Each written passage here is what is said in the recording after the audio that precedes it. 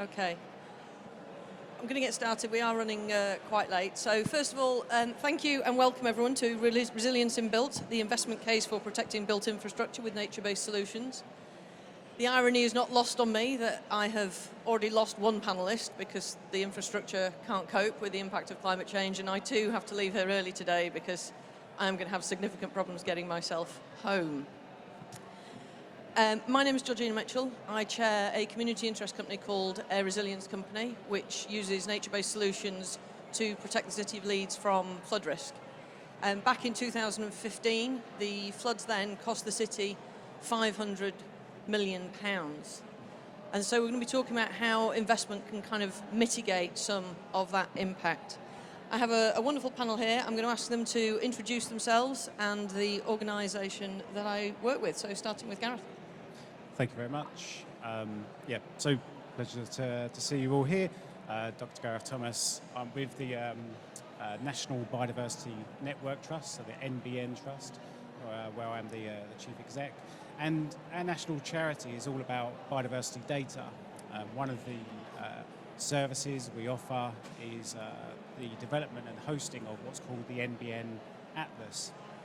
And on the NBN Atlas, it covers the United Kingdom, the 4 devolved countries, and currently approaching nearly 400 million species occurrence records, making it the largest national biodiversity data infrastructure in the world. And our job is ultimately to mobilise biodiversity data, to make it usable, to make it trusted, and to make it evidence-led so that it better informs decision-making, whether that's in planning, whether that's in policy, investment, or otherwise. We also serve as the UK node for the Global Biodiversity Information Facility, so transferring that data through to evidence base at a global level. And very proud to say, actually, only last week we were awarded observer status with the Convention on Biological Diversity by the UN. So in terms of today's panel, I'm really here to answer those questions around the evidence base and how we ensure that the data, our methodologies and our strategies for nature-based solutions are grounded in proper evidence so they have positive outcomes. Thanks, Gareth. Phoebe. Thank you. So I'm Phoebe Cox and I'm a Senior Associate at the Green Finance Institute, and as an organisation we are an independent advisor to governments, to investors, and we're really focusing on designing and scaling solutions to help move more money into both climate and nature outcomes. So I sit in the nature team and my focus is on resilience. So for the last sort of 6-7 months I've been working on regional resilience, so a big deep dive in the East Anglia, but also in sort of the recent months looking at the national picture and what we need to do to help unlock private investment into nature-based solutions for resilience. Thanks, Phoebe. Kirsty. Hi everyone, I'm Kirsty. I am CEO and founder of Athena Blue, so that's a startup that is unlocking finance for ocean and coastal projects. We're working with both sides of the market. There's a lot of friction in the market at the moment, which is why there are the SDG 14, so Sustainable Development Goal 14, Life Below Water, is the least funded of all Sustainable Development Goals. So working with the supply side to help projects get bankable, to get market ready, so that they can be attractive to private finance, and then working with the demand side, working with corporates to help them understand what their risk exposure is, and how they can invest in nature-based solutions, ocean and coastal specifically, nature-based solutions to reduce that risk that they're exposed to. Thank you. Okay, so to start, Phoebe, I'm going to come to you first. Can you tell us a little bit about, I mentioned there that the floods in 2015 cost Leeds £500 million. Can you tell us a bit about the impact on infrastructure, whether economic and also beyond that? Yeah, so I think starting quite broadly, the GFI a few years ago published a study which was looking at nature-related risks and the cost of that to the economy, and they found that it could lead to an 8.1% loss in GDP over the next decade, which is huge, but for some it feels quite far away, or you can't sort of pin it down in sort of impacts. But through all of the business engagement that we're doing, through sort of our TNFD work streams, but also through the projects that I've been leading on, is that these impacts and risks are materialising for businesses, be that through downtime, through damage to infrastructure, through service disruption. And I mean, if we start with, say, the transport infrastructure network, so Network Rail, it costs them £200 to £300 million every year to respond to weather-related disruption. And those same sort of impacts, flood, heat, severe storms, wind, is also impacting our highway networks and our local road networks. And then maybe thinking beyond that to sort of energy and telecoms. So the substations or the telecom hubs through which internet is provided by, extreme heat leads to shortcuts in their systems, and flooding can also take out those substations as well. And so that obviously has huge costs for them as businesses, but also has those wider knock-on effects for the whole economy. And I think that's why it's really important when you're thinking about sort of the economic risks of nature. It's not on that sort of asset level, is my property going to flood, but thinking of that whole value chain in terms of, is the substation that I depend on going to flood or overheat and then prevent me from doing business? So there's a huge sort of wide range of impacts that impact all of the sort of the built infrastructure sectors. And that sort of interconnectedness, I think, can be sort of summarised by some really good sort of case studies. So it's a while back, but in 2013 it was the biggest tidal surge on record, hit the East Coast. And that one event for Ingham Port, so the port business there, it took out operations for days. It cost them directly 12 million, but that wider supply chain, it cost 100 million pounds in sort of wider impacts of sort of those supply chains not being able to operate. And it goes beyond flooding. We know water shortages is also leading to huge economic disruption. There's planning moratoriums in some areas of the country, so development and growth is stopped in those areas. And for some businesses where abstractions are limited because of droughts, that can cost them hundreds of thousands of pounds every day that they can't abstract water. So yeah, the impacts go on and on depending on what you think of. And then this week, obviously, like you've said, heat stress. And how that impacts our construction industry or our transport network. The impacts are enormous, and I think that's where it comes back to nature-based solutions and their role in playing in sort of mitigating these impacts, because we can't deal with the mitigation at an asset level. Because if you think, for example, Network Rail or National Highways, they've got thousands of kilometres of infrastructure that need to be upgraded, and they're facing economic impacts because of these nature-related risks, and it's prohibitively expensive. They can't afford to protect all of their infrastructure, so they have to be investing at scale and with others to help mitigate some of those costs. Thank you, Phoebe. So, Gareth, coming to you, we know that nature-based solutions, as Phoebe's just said, reduce the impact and the economic impact by reducing the overall impact of climate change.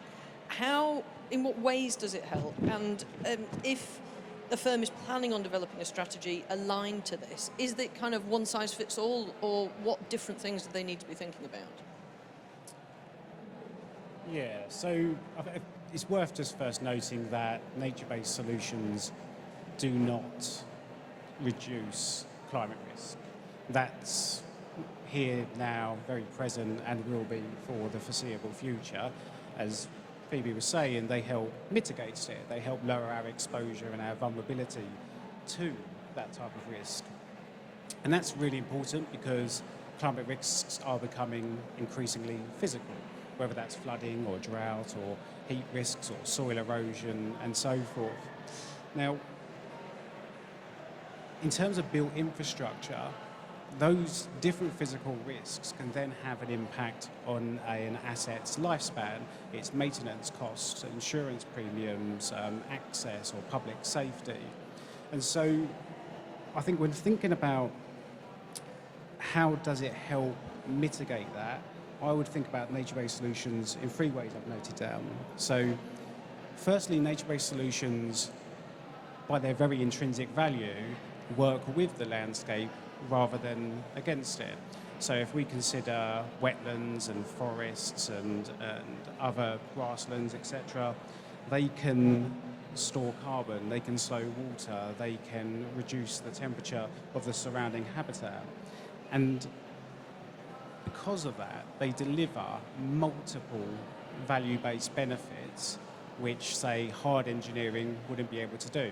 So, for example, you could have a hard coastal wall that could be very, very good at buffering storm intensity and damage and protecting coastal communities.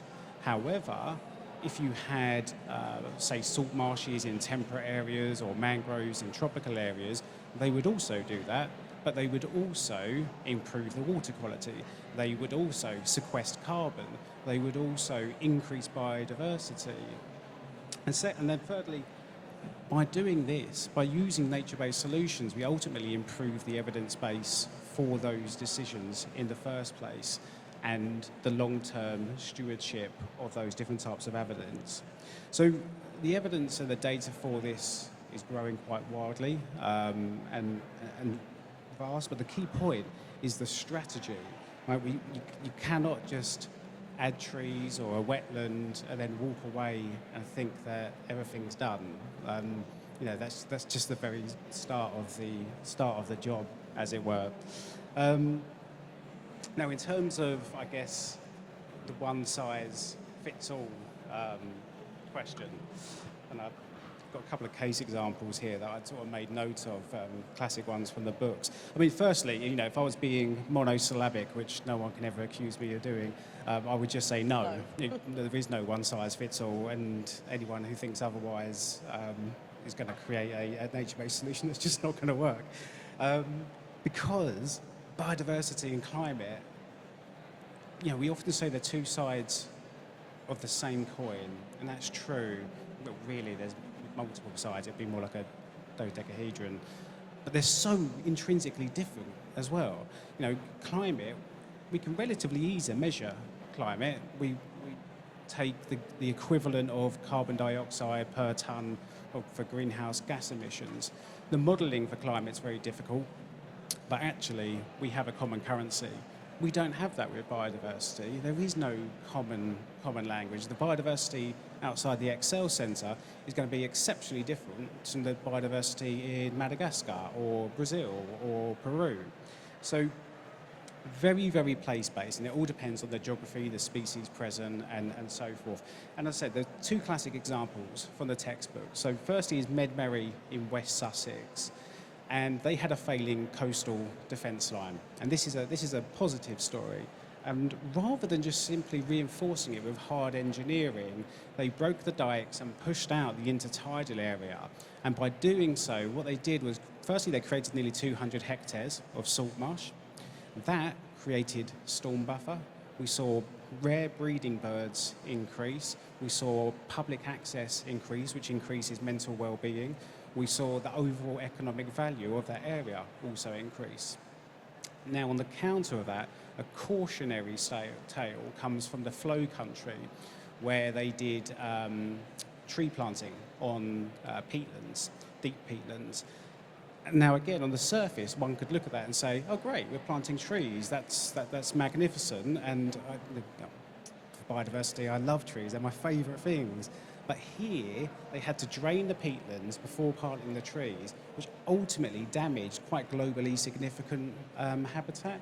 We saw a decrease in the biodiversity, and ultimately, by not thinking about the risk and the ecological condition and understanding the baseline of that area, they implemented a nature-based solution, which actually ended up creating more risk for the area. So it's very place-based, and you really have to think about the strategy. Thank you. Kirsty, coming to you now, I mean, there's an awful lot that Phoebe and Gareth have described that is clearly a really strong case for moving forward this, albeit with the right strategy in place. What are the barriers to financing? Why isn't there more of this going on? So I talked in my introduction about friction in the market, and basically it's not easy to get funding or finance into these projects. And I think there are three reasons that I'll really focus on today. The first, data gaps and MRV. It's an acronym, sorry, measurement, reporting, and verification. The second is commercialization of the product or the service. And then the third is fragmentation on that supply side of the market. So on data gaps and MRV, it's really important that we understand these ecosystems, as Gareth was saying, because different sites have slightly different data inputs or outputs that they're going to be producing. And so we need to know with a lot of high quality and high integrity data that a project is going to do what it says it's going to do in order to demonstrate the impact that it's having. In terms of MRV, once a project is funding, it needs to then show and report back what it has done, and it might mean that it's a lower impact or a higher impact than it was planning to do.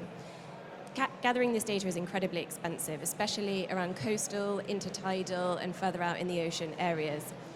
With forests, you can walk into a forest quite comfortably and do a lot of measurement there. We're relying now on LiDAR, on satellite data, on innovative acoustic technology to capture data in forests. It's really hard to do that underwater, not least because when you try and mix any kind of machinery with salt water, you have all sorts of mechanical problems, but also because the ecosystems are very fluid. And so data and MRV is a real big issue. And maybe in another question, I'll give you some examples of how these data gaps are closing. In terms of commercialization of the project, a lot of projects, a lot of organizations are very much and very rightly focusing on the sound science and demonstrating the sound scientific case, and that's absolutely right, and they'll be receiving charitable or institutional funding for that. Actually moving into a more commercial mindset and commercializing what they're offering, we're hearing here what the business case is, but the market has been quite slow to pick up on that. And so we work with projects, for example, to help them, like I said, become market ready to demonstrate what that commercial case is. And then the third, on fragmentation of the market, you see a lot of institutional, larger or other finance players, investors, so thinking a little bit beyond the infrastructure players that Phoebe was mentioning, National Rail, National Grid and their grid infrastructure, but actually investors who can come in and invest to provide that upfront capital to get projects up and running and off the ground. Often, I've heard in rooms, in these kinds of players say, projects are too small, or we can't aggregate or bundle them up into a package where I've got 500 million, or the bond that I'm looking to issue is a minimum ticket of $1 billion. This is huge amounts of money that a lot of these projects individually simply cannot absorb. And so that fragmentation in the market has really been holding things up. But there are some examples of where the data gaps are closing, MRV is improving, the commercialization of the sort of project, its product and service is really improving, and we're building coherence within the market so that the bankable pipeline of solutions is looking increasingly more attractive to that institutional or other private finance. There's hope for the future then. There is. I didn't want to continue into what that looks like because I think you might ask me another question about that later. So Phoebe, what about the demand side? What barriers are we seeing from demand side? Yeah, and I think Kirsty made some really important points there. And I think just clarifying to start with the difference between financing and investing, so those big capital injections to get the project off the ground, and then the funding for the project, the revenues that come from that project that allow you to pay back that investment. And so a lot of the time we hear that there's a wall of money that people can access for these projects, but what is preventing them is, one, scale, but also revenues. And I think that's probably one of the biggest barriers facing sort of MBS projects now, is who is going to pay? Who is the customer? What are they buying from this project, and how do we make them pay for it? So from our work in East Anglia, so it's the last report we were working on, we did a big amount of business engagement, so engaged with over 30 different businesses in the area and tried to understand what their barriers were to investing in resilience. And when you spoke to them, a lot of them had a broad understanding that they know they've got flood risk, they know water shortage is a problem, but they didn't know what the cost of that was. So there are data gaps there on the demand side. So in terms of, one, how are those climate or nature risks going to be impacting my business? How often? What are they? Secondly, what does that cost me? So what's the impact of my profit and loss if our operation's shut for 2 days, or if the internet goes down, for example? And then the third is then the efficacy of the MBS and how that can be a solution to the problem. So there are data gaps, and so that piece I'd sort of wrap up in sort of creating demand, and businesses need more support to get to the point where they have a business case. But a lot of the people and businesses that we see that have got these business cases are either facing really acute risks, so they're having to act now, or they've got potentially very large budgets to do so. It costs a lot of money from businesses to get to that point where even they know if there's a business case to make the business case for investing in MBS. So we need more tools and more support for businesses to get to that 80% point where they can understand what the financial material impact is to them. So yeah, I think building the business case is probably one of the biggest barriers for the demand side. And I guess the other component of that is sort of the aggregation point, but aggregating the demand. So as soon as you get more than one buyer buying the same area of benefits, it doesn't necessarily have to be flood management, it could be water quality, whatever benefit that NFM is delivering, that price halves. So if you have 4 businesses investing in an MBS, it's 25% of the cost versus investing it all together. So it makes a huge contribution to sort of improving the project economics and making these projects financially viable and attractive to businesses. So there's a lot of work there that needs to be done to help aggregate the business demand as well, to funnel that into projects. And I guess the final point I'd make is there are some businesses that do have the business case, they do have statutory duties, so our water utilities, other infrastructure providers, they're probably a little bit further down the line than most people realise in terms of what their risk exposure is and what they need to do to sort of overcome that risk. But they've got huge issues with co-investing and co-funding solutions in terms of sharing and apportioning benefits from a project and how their accounting systems work.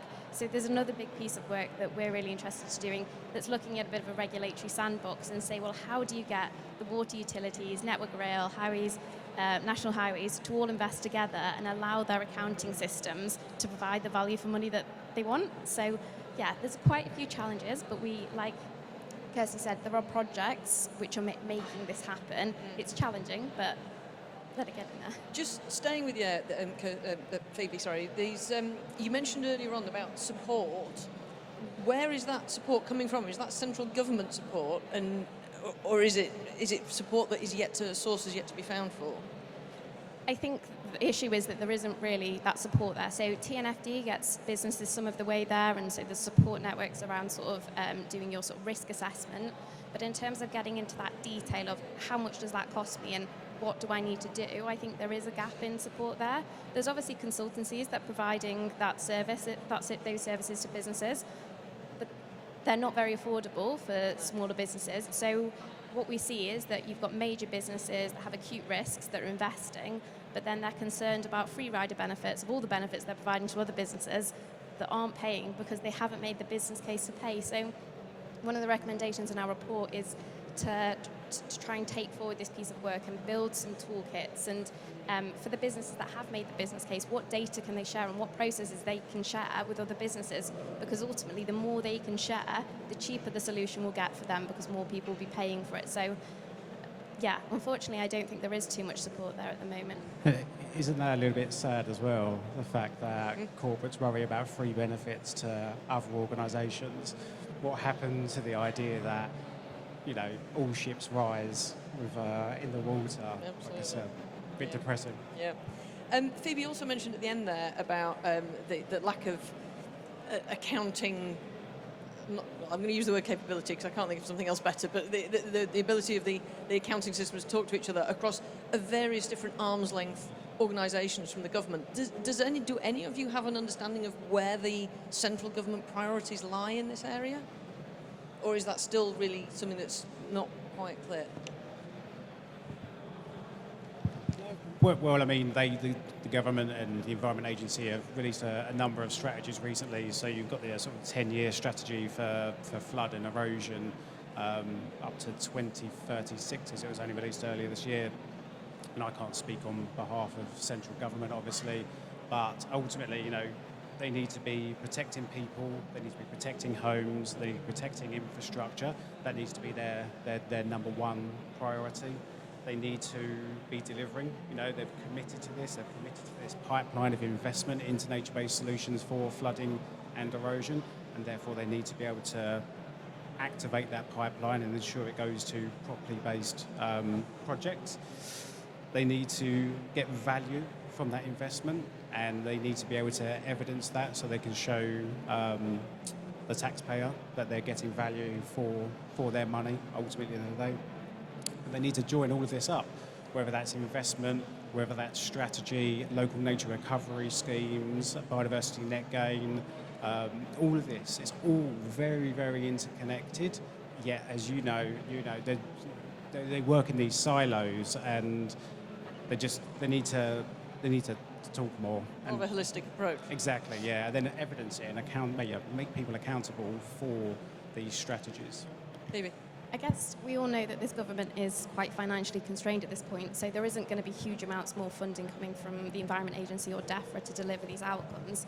And so I think they are quite committed to trying to understand what the problem is. So our project, looking at regional resilience, is a DEFRA-funded project. All of the business engagement we've been doing around that has been funded by that. And these policy recommendations that we're developing are going straight into DEFRA. We're hopefully going to be socialising them with HMT and DESNES and the other government departments. So I think there is a desire to make this work, and I think they recognise that the only way that they can make this work is if the private sector pays. But I think it's challenging. Kirsty? I think when we're developing a market, and when a market is in its early days as this sort of broad spectrum nature markets that we're talking about really is, one of the most important roles that government can play, alongside what Gareth and Phoebe have said, is setting the policy direction. So I'm really delighted about your policy recommendations that you're talking about, Phoebe. If we're not going to have regulation, but we do have some regulation in this country, biodiversity net gain, Gareth already mentioned it, BNG, a lot of other sort of market developments are voluntary, but they're not just voluntarily being driven by corporates and investors. DEFRA and the Environment Agency are really setting the tone and providing confidence to the market that there is sort of government support underwriting it through the forms of policies, maybe regulation and others. On the point about financing, and maybe I'll just jump to this now. So the Environment Agency and DEFRA have been doing a lot of work recently around what blended finance models look like. I think blended finance is a bit of a term that gets thrown around a lot, and it feels like it makes a lot of sense in a textbook setting, but actually the real examples out there of blended finance working are few and far between. But the government has recently commissioned, and I'm not going to do any spoilers, but it's coming out soon, a big piece of work around what does blended finance look like for, in particular, the salt marsh market and sort of wider nature-based solutions markets. And that, yes, it's really important that the private sector is going to pay, but also looking at what the role of government that they need to do to provide, confidence to that market. So I think that will be coming out over the summer by the Environment Agency or DEFRA quite soon. Thank you. So, Gareth, let us put ourselves in a situation where this has actually happened. It does work for some people. The investment is there, the demand is there, the business case is there, the investment is there. What comes next? The hard work. That's just the very beginning, and there will have been a lot of assessment and planning and everything else that goes before it to convince the investors to put their hand in their pocket. But ultimately, this is where the evidence work begins. So, firstly, baselining. Without it, you cannot possibly assess how that nature-based solution has worked in reality unless you know what's the current habitat, what species are present, what threatened species are present, what's the water profile, what's the heat risk, what's the soil quality and fertility like. You need to understand all of it, ideally before investment, because otherwise, how do they know whether they're investing into essentially dead ground, as it were? And then once you've got the baseline, then it's about the monitoring strategy. Who's going to monitor it? How are they going to monitor it? What are they going to monitor? What is the standard they're going to be able to use? There's lots of real-time data now, right? The technology is incredible, satellites, sensors that can go in the soil, the air, or all over. But biodiversity isn't real. It is real time, but the data is not always necessarily real time. It's seasonal, it's generational. When we do science experiments to look at ecology, we run them over decades because we need to see that temporal changes. So you have your baseline, you have your monitoring, then accountability. Who owns this? Who's responsible for this in 5, 10, 30 years' time? And that's where things like biodiversity net gain are bringing that a little bit more into focus. Good, but someone needs to be accountable because nature-based solutions, they're not static things, they're living assets that require adaptation. And it's that last point, adaptation, again, is really important. Climate pressure will change in an area, biodiversity will change in an area. many biotic and abiotic variables will constantly be changing, and what you need in 5 or 10 years' time may be very different from what you need right now. So who's monitoring that? What's the plan if something does change, and who's going to fund that? That all needs to be considered.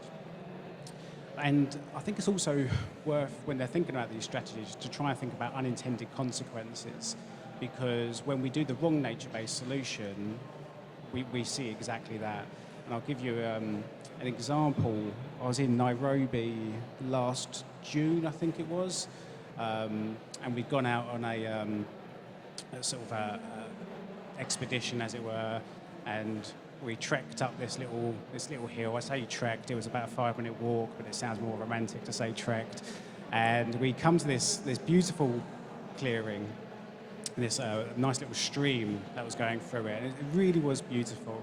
And on the left of this stream, you had this indigenous native forest, heterogeneous leaves and levels and topography, abundance of vegetation and biodiversity. The soil looked crisp and smelt good. It smelt earthy. It was beautiful.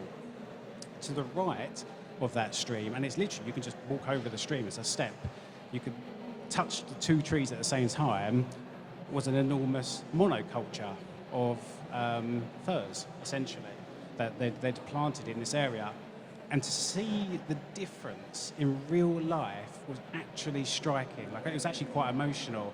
This beautiful ecosystem to the left, and to this right, this green desert of nothing. The birds weren't there, the insects weren't there, the plants and the flowers and everything else. It was just so striking to see them next to each other.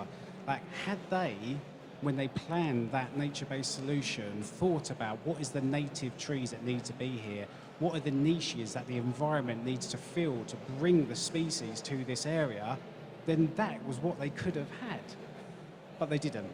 Now, that's not fault blaming anyone here, but it's just, for me, it was a real striking to see that in real life, and just brings home that message of why it's so important to properly plan these things before, walking away claiming a success. And I mentioned earlier about the idea of having a holistic approach. I mean, if you don't have that holistic approach, are you increasing the risk that they won't understand those that there will be unintended consequences because they won't have thought about the interactions between all of them? Yeah, no, absolutely. Yeah. When we think about the environment, it's entirely systems-based. We look at carbon cycles, water cycles, nutrient cycles such as nitrogen and phosphorus, the cycle of life. Everything has a different life cycle, whether it's an insect or a bird or a mammal or a plant or a parasite, whatever it may be, and they all interconnect. We've mapped in the past these food webs and these 3D models of how a single habitat and all the lines and connections. It looks like someone's just thrown ink at a page and the spider's gone across it, and it's incredible. So if you don't think from a systems perspective, you'll fail. It won't work. Okay. So what I'd like to do now is is to really bring this to life. I'd like some case studies. So if you can kind of just give us a case study and explain what the situation was and how it ended up. So Kirsty, I'll start with you. Yeah, can I cheat and have 2? Yeah, absolutely. Because Gareth sort of already mentioned one that I was going to talk about, but I'll drill into the detail of it. I'm going to stick with Saltmarsh because I think we can all really understand that flooding is impacting, in particular, us as a coastal nation, but other coastal nations. And Saltmarsh is a really important mitigating feature, as Gareth described it. So last week, we convened with the Crown Estate what we called the Saltmarsh Finance Day. So we brought together in the room DEFRA and the Environment Agency, so on the policy side, projects, WWT, RSPB, the National Trust, and the Environment Agency and its pipeline of projects, and then insurers and investors, AXA, Aviva, Zurich, Deloitte, and others into a room to share examples of the fundable pipeline of opportunities that is ready for corporates, insurers, investors, and others to invest in. So it was a bit of a showcase. So I'm going to draw on a couple of examples from there. The first was Medbury. So you've already talked about it, Gareth, but I just want to put it in financial terms of why it makes sense. Gareth's talked about the wider nature benefits that fantastic salt marsh restoration programme has offered. But for the cost of a roundabout in Cambridge or 1 mile of motorway, so it doesn't sound like very much, does it? For that cost, it's about £30 million. This restoration project was done. It took the flooding risk of the area down from 100%, it had flooded every year, down to 0.1%. So that's fantastic in terms of that mitigating impact. But it also saved between 80 and 90 million pounds. So that's really where you start to think in hard financial terms about as Phoebe was talking about, how do you demonstrate what that cost-saving, cost-benefit analysis is. That's a really, really good example. Another example was a series of them. The Solent Seascape project. So in the Solent, in between the south coast of England and the Isle of Wight, that Solent area, they're not just focusing on salt marsh, that's a really important aspect of the work, but also replanting seagrass, restoration of oyster projects, restoration of kelp projects across what we call a seascape. We know what a landscape is on terra firma, but actually when you're getting out into the ocean, for all of the reasons I think that Gareth has described, nature is a dynamic, complex system. So taking a seascape approach is becoming increasingly attractive because it can demonstrate far sort of deeper and more positive impacts because of this dynamic interconnectedness of the natural ecosystems. And that's being led by Blue Marine Foundation and others, and we're seeing fantastic impacts because, for example, oysters clean the water. If you have cleaner water, seagrass is going to photosynthesize more effectively because it can actually get the sunlight. It's not struggling in muddy water, and it can photosynthesize over a much bigger area of the sea floor. And all of these interconnected systems are reducing the impact of sea level rise, storm surges, and coastal erosion. So that's a project that is taking that seascape approach, and we're starting to see some really fantastic data on that. Just in terms of the MRV point, though, just to really, really hammer it home, we do still need to invest a lot more in the infrastructure and the systems that are going to help with that measurement, reporting and verification to demonstrate just quite how positively impactful taking a seascape approach rather than a siloed ecosystem approach is going to be. And that's really important for wider infrastructure across the country, not just on its shoreline, not just on the near shore and going a bit further out, but also coming through river estuaries and further inland as well. Thank you. Phoebe? Fab. So I think I will take Moors for the Future. So in the Peak District, where I'm from, so there's an organisation there, Moors for the Future, and they've been working on this for over 20 years. So they've been getting private sector payments for ultimately nature-based solutions for a long while, and so they focus on peatland restoration in the uplands. And so the type of buyers for this ecosystem project is, so they've got national highways, so they're paying for flood reduction benefits, so the M62 and the Woodhead Pass, they flood every year, multiple times a year, and so national highways are investing upstream in the moors to reduce that flood risk. Highways and also the energy providers there are also investing to reduce wildfire risk. So by restoring the peatland, they're making it more drought resilient, less likely to catch fire. And so important sort of networks are going either across those, so highways that would get sort of, well, there'd be smoke, so people wouldn't be safely driving across them, but also say, sorry, I can't remember why I couldn't, overhead lines that run over the moors as well.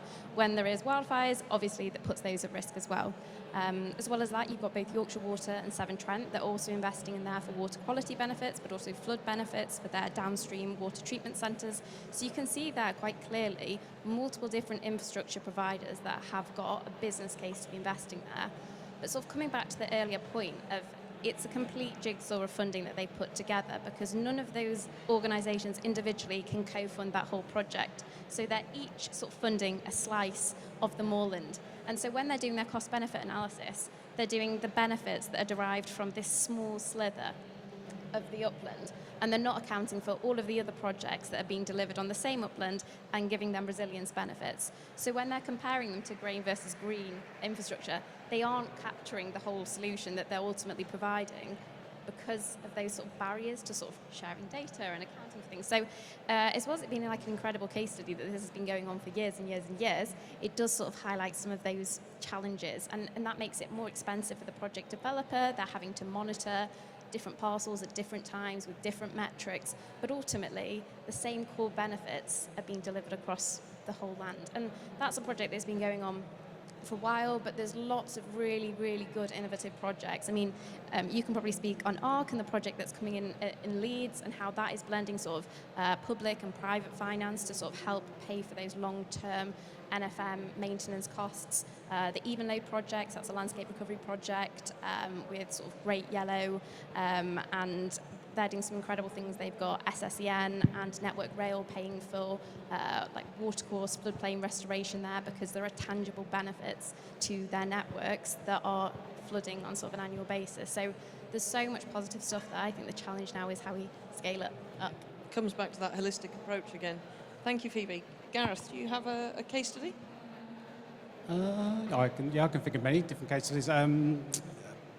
So let's think about one which connects communities, because I'll always go back to nature and just, ultimately I started off as an environmental scientist and I'm a tree hugger at heart. So let's think about communities and people, because ultimately that's what will drive a lot of investment, is the value that we obtain as humans, because we're quite self-centric, and that's fine. We just need to maximise what we can get out of it. So one example is the Payment for Ecosystem Services scheme, which they introduced in Costa Rica.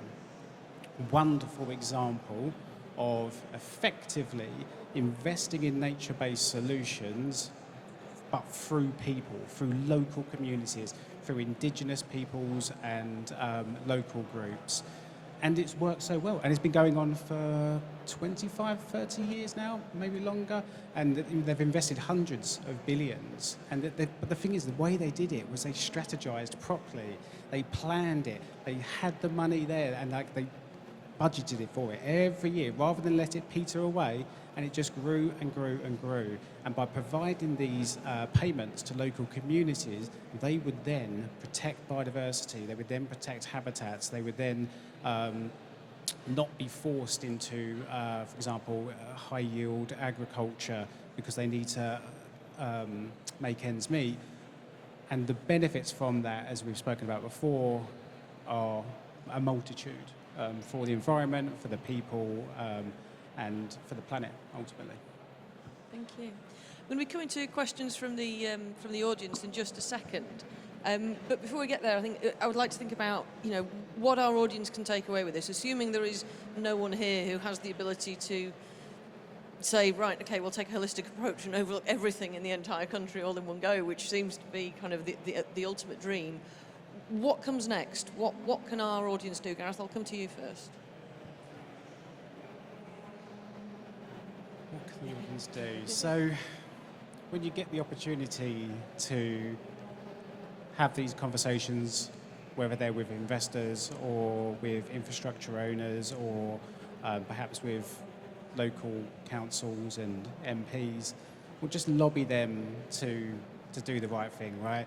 Don't invest in nature because it's pretty and it's a decoration, but actually invest in it because it's a proper asset and it's a proper piece of infrastructure that we rely on, and intrinsically that's what we should be doing. We cause the harm to the planet, we should be repairing it. Thank you. Phoebe, Kirsty, message for them? I guess ultimately it depends who you are and what you do. I think there's roles for businesses in terms of sharing data, in terms of coordinating with one another and having those conversations. Roles for local government in facilitating those conversations, building nature-based solutions and all the work that's being done into the spatial development strategies that are coming out and into economic plans, and really creating the business case and backing from a regional government perspective to really drive it and give the businesses confidence to invest. And in terms of sort of project developers, sort of, I think Kirsty made the point earlier about working together, about sharing, and it's not about a competition for demand. What all of these projects need to be doing is working together to aggregate to that scale. So I think a lot of it is about communicating and convening with the right people and trying to not work in silos to solve the problem. Kirsty. If you work in finance or for a corporate, then consider, I think Phoebe, you talked about aggregating up demand. Something like an advanced market commitment or a buyer's club can be really transformational to get an early or nascent market off the ground. We know this because with the carbon dioxide removal market, the CDR market, Frontier Fund came out with an advanced market commitment that really helped give confidence to projects as well as off-takers in the market that this was a market that was going to grow. And similarly, buyers clubs. If you're thinking about what those revenue streams are, if you want to look at investing or funding a project, then company is the good thing, having multiple players as part of a buyers club. If you're working on the project side or if you're in policy, something to watch out for, given that we've all been talking about salt marsh, is the salt marsh code. I think, Phoebe, you mentioned the peatland code. So this has been a market mechanism in the UK to unlock finance for peatland. We have a woodland carbon code, again, unlocking finance for woodland and tree planting.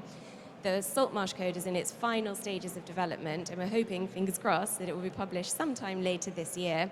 And there's opportunities for pilots to really test that market mechanism. And so if you're a project, maybe look at applying to be one of those pilot projects. If you're a corporate, look at being an off-taker to support with the revenue streams, or if you're finance or if you're an investor, then look at investing in some of these pilot projects to really help get this market off the ground, so that next year we can be talking about some more case studies that have come out from the Salt Marsh Code, and not just looking at other examples.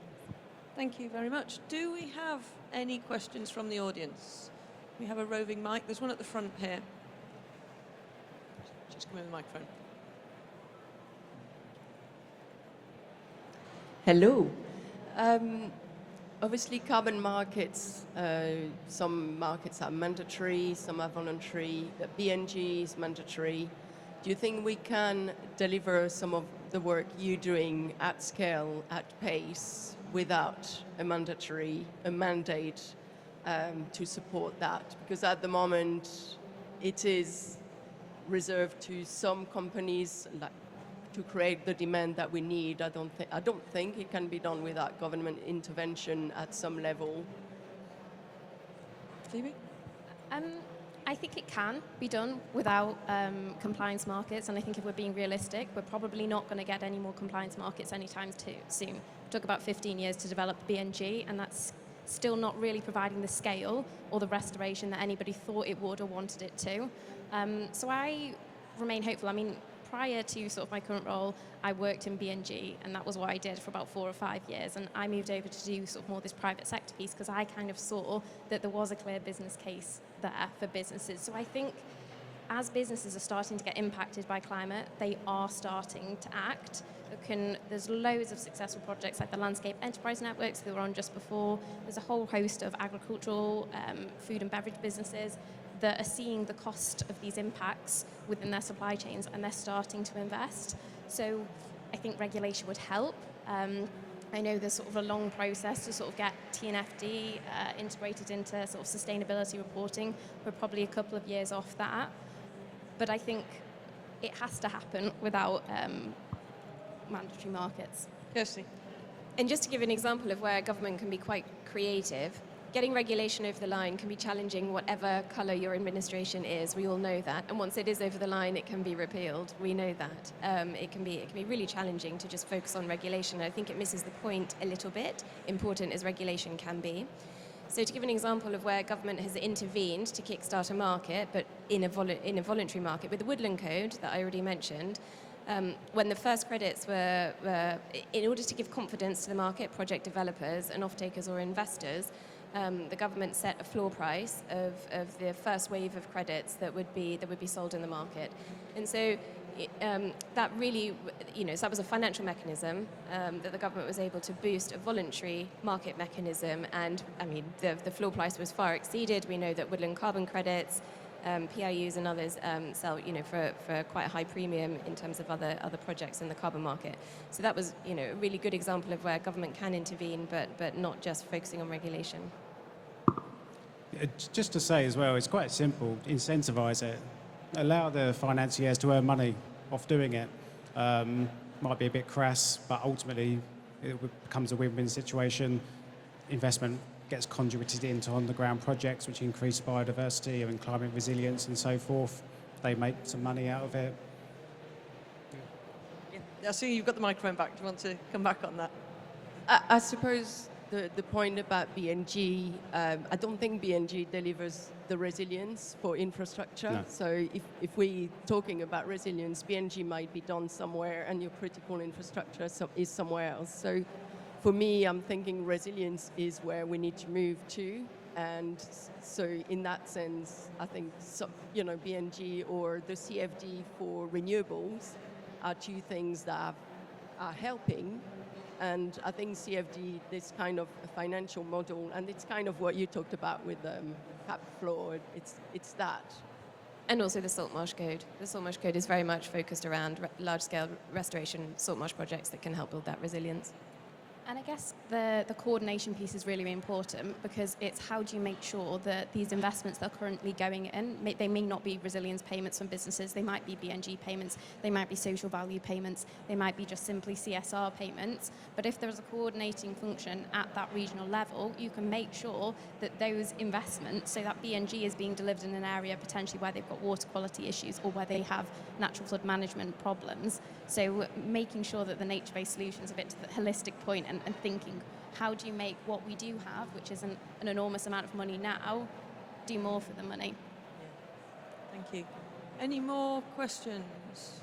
We have another 5 minutes or so. Is there one at the back? One at the back. Thank you. Thank you.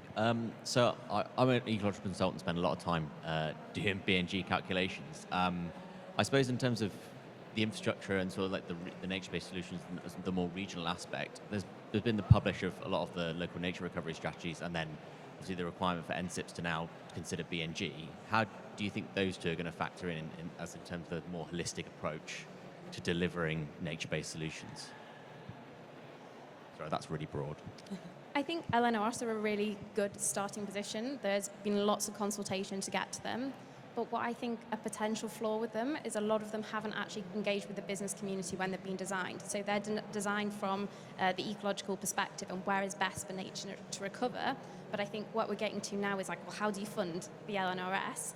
And the only tool that a lot of the LNRSs are sort of really setting out is BNG, and we know that BNG isn't going to be able to deliver all of those things. So I think there is a bit of translation to be done between where the LNRS is and then what are those different funding mechanisms to finance different areas. And I think different areas will be funded through different routes. So obviously, hopefully, NSIP demand will really, really help develop some of those areas, but I think the resilience case is very individual for every business, and it varies by catchment and by the operations there. So it's quite complex, I think, and needs a bit more work. But there are some local councils that are doing some great things. So in the Marches, which is between sort of Shropshire and Powys in Wales, they're building like the LNRS and MBS into their economic strategy.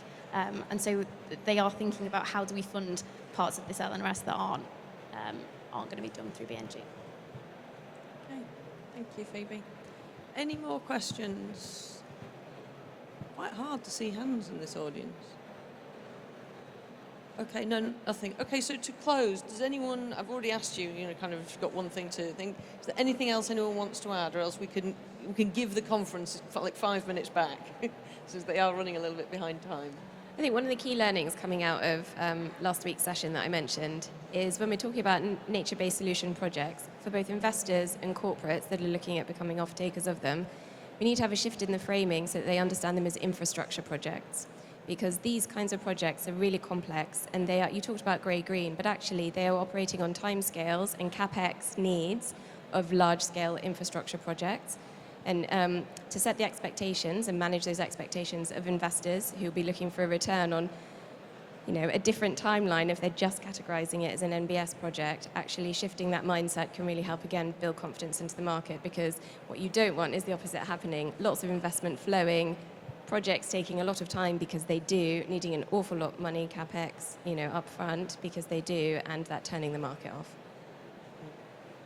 I guess perhaps like a shameless plug that in a couple of weeks we've got our national resilience paper coming out, and it's focused specifically on demand and outcome buyers. So we've been interviewing and working with and having roundtables with all of sort of the key organisations that are trying to convene businesses and trying to make these deals happen.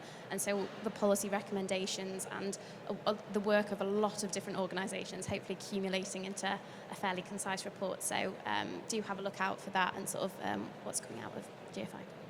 And a last word from you, Gareth? Nothing to add. Right then, well, thank you very much all for your time this afternoon. I hope you enjoy the rest of the conference.